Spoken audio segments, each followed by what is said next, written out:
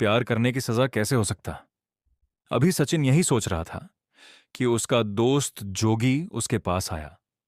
क्या बात है, बहुत परेशान नजर आ रहा है। कुछ नहीं यार, कुछ समझ नहीं आ रहा। मैंने तुझे जिस लड़की के बारे में बताया था, सुनैना नाम है उसका, वह मुझसे मिलने आने वाली थी, लेकिन मैं 4 दिन से हर दिन जाकर उसका इंतजार कर रहा हूं। वह उस जगह मिलने आती ही नहीं। सचिन ने परेशान होकर कहा। जोगी बोला, अरे बस इतनी सी बात, उसके घर चला जा। हो सकता है कोई परेशानी हो, या घर वालों को तेरे और उसके बारे में पता लग गया हो। इतना परेशान क्यों हो रहा है।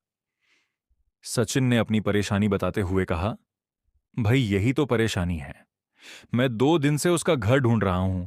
जिस घर का उसने पता बताया था, वहां पर वह नहीं रहती है।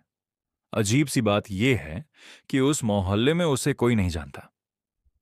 यह सुनकर जोगी हंसने लगा। अबे तुझे उल्लू बनाकर चली गई, गलत पता दे गई।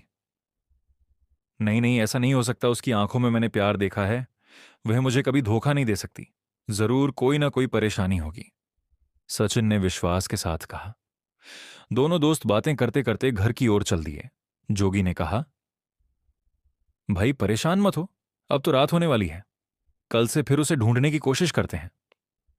सचिन रात को अपने कमरे में सोने की कोशिश कर रहा था, लेकिन नींद उसकी आंखों से बहुत दूर थी।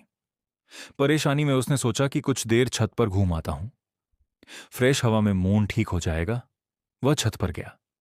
चारों ओर गहरा सन्नाटा छाया हुआ था। तभी उसने ऊपर देखा, पानी की टंकी के पास उसे किसी का साया नजर आया।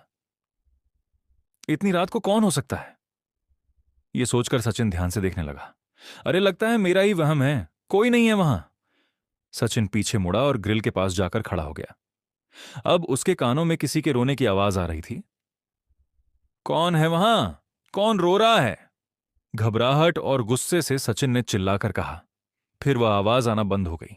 सचिन बेचैन हो चुका था। वह बड़बड़ाने लगा, एक तो मैं वैसे ही परेशान हूं, यहां छत पर आया था, लेकिन यहां भी चैन नहीं है। वह बड़बड़ाता हुआ सीढ़ियों की ओर चल दिया। वहां पहुंचकर वह छत का दरवाजा बंद करने के लिए पलटा। तभी उसने देखा छत पर एक लड़की खड़ी है। वह डर गया। कौन हो तुम और इस वक्त यहां क्या कर रही हो। सचिन की आवाज सुनकर वह लड़की रोने लगी। अरे ये तो सुनैना है, ये इस वक्त यहां कैसे आ गई।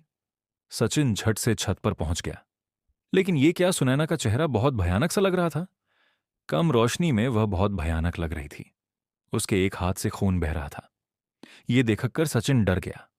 उसने नीचे देखा तो उसके पैरों से भी खून बह रहा था। सचिन ने देखा